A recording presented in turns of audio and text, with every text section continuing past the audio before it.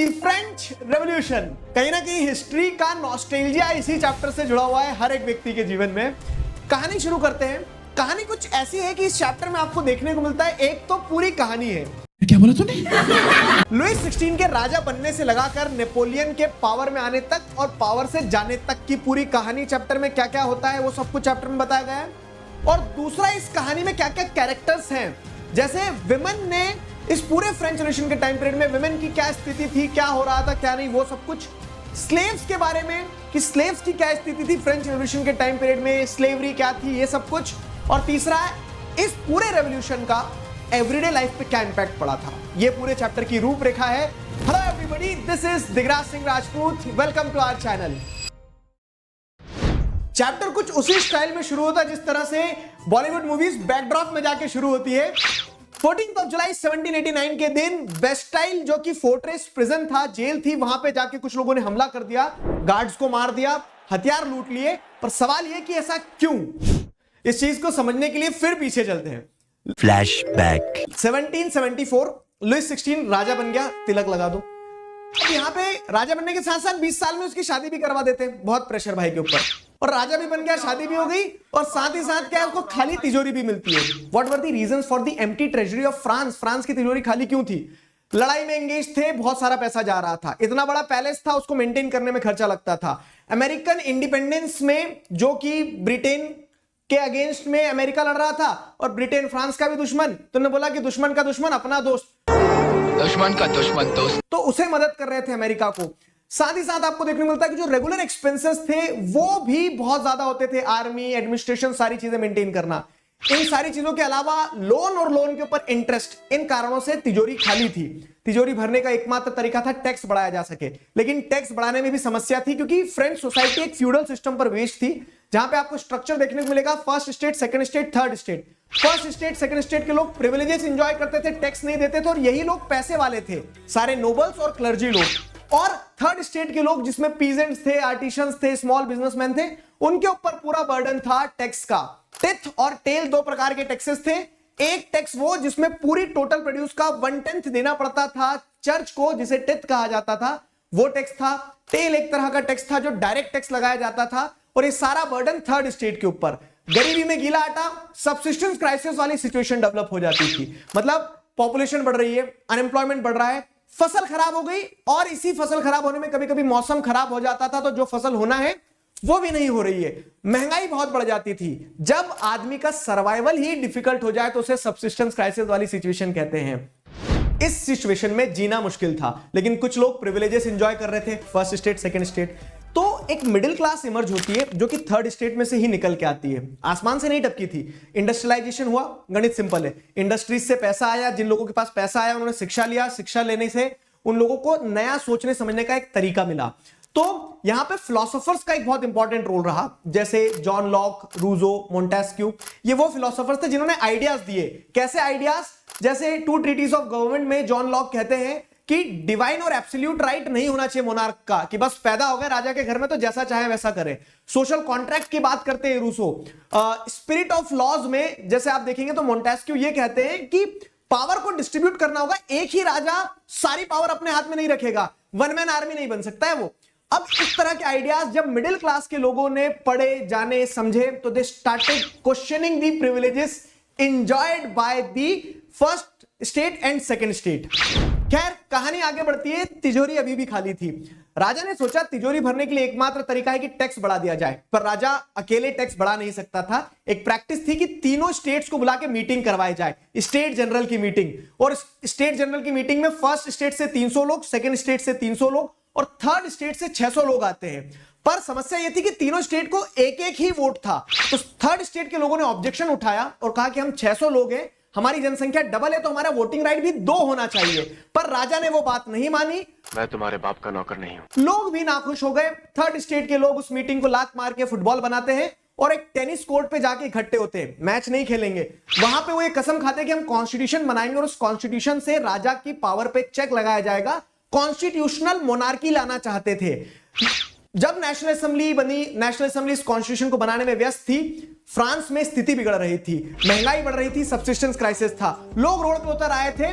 तो कॉन्स्टिट्यूशन राजा एक्सेप्ट करेगा या ना करेगा ये सोचता, उसके पहले ही सिचुएशन बिगड़ गई। लोगों ने बेस्टाइल फोर्ट्रेस प्रिजन पे हमला कर दिया। This marked the beginning of French revolution and king accepted कि वो कॉन्स्टिट्यूशन को एक्सेप्ट करेगा। मोनार्की भी थी, कॉन्स्टिट्यूशन भी था।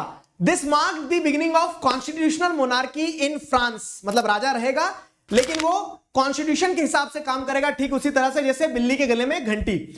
अब यहां पे इस कॉन्स्टिट्यूशन के अकॉर्डिंग पावर्स को डिवाइड कर दिया गया। लेजिस्लेचर, एग्जीक्यूटिव, जुडिशरी होगी। लेकिन दोगलापन ये था कि अब ये जो नेशनल असेंबली बनेगी, इसमें जो लोग चुनाव के थ्रू चुनेंगे कि कौन नेशनल असेंबली में जाएगा, वहां पे वोट सबको नहीं मिलेंगे। एक्टिव सिटीजन, पैसिव सिटीजन में सोसाइटी को डिवाइड कर दिया गया। एक्टिव सिटीजंस यानी कि वो जिनके पास वोटिंग राइट होगी, पैसिव सिटीजंस वो जिनके पास वोटिंग राइट नहीं होगी। एक्टिव सिटीजंस में सारे मेन होंगे, 25 साल से ऊपर होंगे और टैक्स देने वाले होंगे, बाकी सब पैसिव सिटीजन। फ्रांस का कॉन्स्टिट्यूशन बन गया, बधाई हो। The constitution starts with the declaration of rights of main and citizen. Women के लिए कोई गुंजाइश नहीं थी, ध्यान रखिएगा। कहानी आगे बढ़ती है। कॉन्स्टिट्यूशनल मोनार्की सही तरह से चलना चाहिए थी, लेकिन आपने सुना ही होगा विनाश काले विपरीत बुद्धि, और वही हुआ। लुईस 16 को ऐसा लग रहा था कि उसकी पावर्स को लिमिट लगा दी गई है, जो कि सही भी बात थी। और उसे देखकर जो आजू बाजू के मोनार्क्स थे वो भी ये सोच रहे थे कि आज फ्रांस में और कल हमारे यहां हो जाएगा। तो ये सारे राजा महाराजा लोग जो थे वो आपस में प्लानिंग करने लगे और उन्होंने ये सोचा था कि जो गवर्नमेंट 1789 के बाद में स्टैब्लिश हुई है नेशनल असेंबली वाली, उसको हटा दिया जाएगा। अपन लुईस 16 की मदद के लिए चलते हैं। मस्त प्लान है।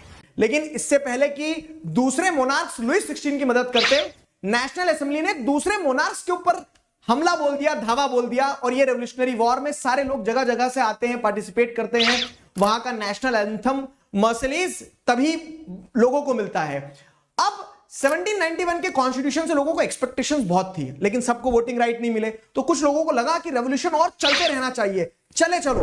अब इस केस में बहुत सारे पॉलिटिकल क्लब्स बनते हैं। उन पॉलिटिकल क्लब्स में एक फेमस और प्रोमिनेंट पॉलिटिकल क्लब था जैकोबिन क्लब। ये जो जैकोबिन क्लब था, ये मैक्सिमिलियन रोबेस्पायर के द्वारा लीड किया जा रहा था, जिसने less prosperous section of society को एक साथ जोड़ा और रेवोल्यूशन को कैरी आउट करने की बात रखी। जैकोबिन क्लब के मेंबर अपने आप को दूसरे मेंबर से अलग दिखाने के लिए सैंट क्लूटोस कहलाते थे, जो कि नी ब्रीचेस नहीं पहनते थे। उनके यूनिफॉर्म ही अलग थे, रंग बिरंगे थे, डॉग वर्कर्स की तरह थे। जैकोबिन क्लब की पॉपुलैरिटी बढ़ती जा रही थी, फ्रांस में सिचुएशन बिगड़ती जा रही थी, राजा के ऊपर देशद्रोह का मुकदमा चल रहा था। इन्हीं पूरी स्थिति में जैकोबिन क्लब के लोग जिस पैलेस में राजा को रखा गया था उस पैलेस पे हमला करते हैं। ये डिक्लेयर करते हैं कि आज से सरकार लेस प्रॉस्परस सेक्शन के लोगों की होगी और जो नई सरकार बनती है वो नेशनल असेंबली को हटा के कन्वेंशन कहलाती है। कन्वेंशन मुकदमा चलाती है राजा के ऊपर। 1793 में लुईस 16 वाज एग्जीक्यूटेड। अब पावर में आ गया है मैक्सिमिलियन रोबेस्पायर। मैक्सिमिलियन रोबेस्पायर ने पूरी तरह से मोनार्की को खत्म करके एक इलेक्टेड गवर्नमेंट बना दी थी और उस इलेक्टेड गवर्नमेंट में जब वो रूल करता है 1793 से 94 तक, उस पीरियड को रेन ऑफ टेरर कहा गया है। इस पूरे पीरियड में मैक्सिमिलियन रोबेस्पायर स्ट्रिक्ट कंट्रोल और सीवियर पनिशमेंट की पॉलिसी अडॉप्ट कर रहा है। जो उसके अगेंस्ट में बोलेगा उसे फांसी लगा दी जाएगी। कोई उसके अगेंस्ट नहीं बोल सकता था। उसने सारी चीजों में बदलाव ला दिया। एक तरह से उसे लगता था कि अपुनिच भगवान है। कभी कभी लगता है कि अपन ही भगवान है। उसने वेजेस पे, गुड्स की प्राइसेस पे, सब पे मैक्सिमम सीलिंग फिक्स कर दी। इक्वालिटी ब्रेड सबको मिलेगी, कोई एक्सपेंसिव फ्लोर नहीं खा पाएगा। मॉन्सियोर मैडम जैसे वर्ड यूज नहीं होंगे, सब सिटीजन्स होंगे। साथ ही साथ उसने सारी चर्च की बिल्डिंग्स को कन्वर्ट कर दिया था ऑफिसेज में और बैरक्स में। उसके जो सपोर्टर थे मैक्सिमिलियन रोबेस्पायर के, अब वही चाह रहे थे कि भगवान बस करो, बंद करो हाथ जोड़ के मैं। और मैक्सिमिलियन रोबेस्पायर को ही एग्जीक्यूट कर दिया गया। मगर क्यों? जैकोबिन गवर्नमेंट का सूर्यास्त होता है। वेल्थियर मिडिल क्लास के लोग फिर से पावर में आते हैं। वो अब एक अलग सिस्टम लेके आते हैं। एक लेजिस्लेटिव काउंसिल भी होगी और अब जो डिसीजन मेकिंग बॉडी होगी वो 5 मेंबर की होगी, ताकि फिर से कोई एक और मैक्सिमिलियन रोबेस्पायर ना आ जाए। लेने का ही नहीं है, बिल्कुल रिस्क नहीं लेने का। लेकिन अधिकतर ये लेजिस्लेटिव काउंसिल और जो डायरेक्टरी होती थी उनके बीच में ही लड़ाई होती रहती थी। तो ये डायरेक्टरी वाली जो गवर्नमेंट थी ये भी एक तरह से फेल होती है और इसी का फायदा उठाते हुए नेपोलियन पावर में आते हैं और यहां से फिर नेपोलियन रूल करते हैं और नेपोलियन 1815 में हरा दिए जाते हैं और फिर से कंजर्वेटिव्स पावर में आते हैं। जलवा है हमारा। ये पूरी कहानी थी। अब इस पूरी कहानी में अलग अलग सेक्शंस का क्या हुआ, जैसे कि विमेन, महिलाओं ने बहुत बढ़ चढ़ के पार्टिसिपेट किया। जब पुरुष काम पे थे, लड़ाई में थे, कॉन्स्टिट्यूशन बना रहे थे, तब महिलाओं ने घर पे मोर्चा संभाला। उनकी स्थिति बुरी थी और वो ये चाहती थी सिर्फ कि जब हमारी अपनी सरकार बनेगी तो हमारी स्थिति सुधर जाएगी। बहुत सारे पॉलिटिकल क्लब्स भी बनाए। फिर आखिरकार 1791 में कॉन्स्टिट्यूशन बनता है, लेकिन वहां पे ऐसा लगता है कि प्रैंक हुआ, क्योंकि दी constitution started with the declaration of rights of main and citizen. महिलाएं बहुत डिसअपॉइंटेड थी। मेरा तो इतना लाइफ खराब हो गया है, इतना लाइफ खराब हो गया है मेरा। और उन्होंने अपनी स्ट्रगल को कंटिन्यू रखा। रेवोल्यूशनरी गवर्नमेंट के टाइम पीरियड में थोड़ा सा रिलीफ मिला, क्योंकि उन्हें शिक्षा का अधिकार मिल गया, मैरिज अपनी मर्जी से कर सकती थी, डाइवोर्स भी ले सकती थी और उन्हें ट्रेनिंग भी दी जा रही थी। जा सिमरन, जा जी ले अपनी जिंदगी। लेकिन जब रेन ऑफ टेरर के टाइम पीरियड में मैक्सिमिलियन रोबेस्पायर के पास पावर थी, तो उसने कंट्रोल करने की कोशिश करी, पॉलिटिकल क्लब्स बंद करवा दिए। फिर भी महिलाएं अपनी लड़ाई लड़ती रही। आखिरकार 1946 में जाके वुमेन को वोटिंग राइट मिला। तो इस बड़े से रेवोल्यूशन में बड़ा सा कंट्रीब्यूशन था, लेकिन छोटा सा रिकॉग्निशन महिलाओं को। इस रेवोल्यूशन की रेल में स्लेव्स का भी एक एंगल है जो हमें समझना होगा। स्लेव्स हैं क्या?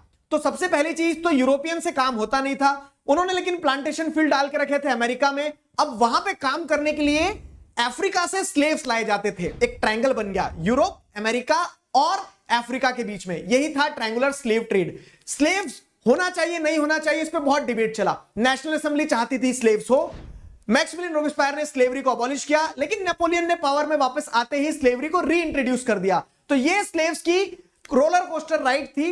अब आप देखेंगे तो अल्टीमेटली स्लेवरी थी या नहीं थी फ्रांस में, तो 1848 में स्लेवरी को पूरी तरह से खत्म किया गया। मैं तुम्हारे बाप का नौकर नहीं हूं। फ्रेंच रेवोल्यूशन की कहानी और कैरेक्टर दोनों ही समाप्ति की ओर है, लेकिन इस पूरे रेवोल्यूशन का लोगों के आम जीवन पे क्या प्रभाव पड़ा, तो अगर समझा जाए 1789 का रेवोल्यूशन और रेवोल्यूशन के खत्म होने के बाद लोगों को अपने जीवन में यह महसूस हो रहा था कि अब वो खुल के बोल पाते। एक जो मेजर चेंज आया वो यही आया कि सेंसरशिप के लॉज हट गए थे। अब लोग अपने विचार को लिख सकते थे, डिस्कस कर सकते थे। लिबर्टी, इक्वालिटी, जस्टिस, ये सारे आइडियाज अब पब्लिक डोमेन में थे। सही और गलत में लोग फर्क कर सकते थे। कंक्लूजन में चैप्टर में जो एक हीरो कैरेक्टर था नेपोलियन, उसके बारे में बताया गया है। 1804 में नेपोलियन पूरी तरह से पावर में अपने आप को स्टैब्लिश करता है और नेपोलिक कोड लाता है, जिसमें वो मॉडर्नाइजर ऑफ यूरोप की तरह देखा जाता है। वो uniform system of weight and measurement लेके आता है, डेसिमल सिस्टम लेके आता है। लोगों को लगता था कि नेपोलियन बदलाव लाएगा, लेकिन बाद में धीरे धीरे लोगों को यह समझ आने लगा कि नेपोलिक फोर्सेस जिस जिस देश में जा रही थी वो उस देश को जीत ले रही थी। तो बाद में लोगों का जो नेपोलियन के टुवर्ड्स नजरिया था वो बदला भी, और नेपोलियन 1815 बैटल ऑफ वाटरलू में हार जाता है। यह था फ्रेंच रेवोल्यूशन। फ्रेंच रेवोल्यूशन सिर्फ एक कहानी नहीं, एक टॉर्च था जिससे लिबर्टी, डेमोक्रेटिक राइट्स के जैसे आइडियाज पूरे वर्ल्ड में फैले। इंडिया में भी राजा राम मोहन रॉय और टीपू सुल्तान वो लोग थे जिन्होंने इन आइडियाज को चेरिश किया। This was all about the chapter. I hope you guys enjoyed it. Together we can, we will. Thank you very much.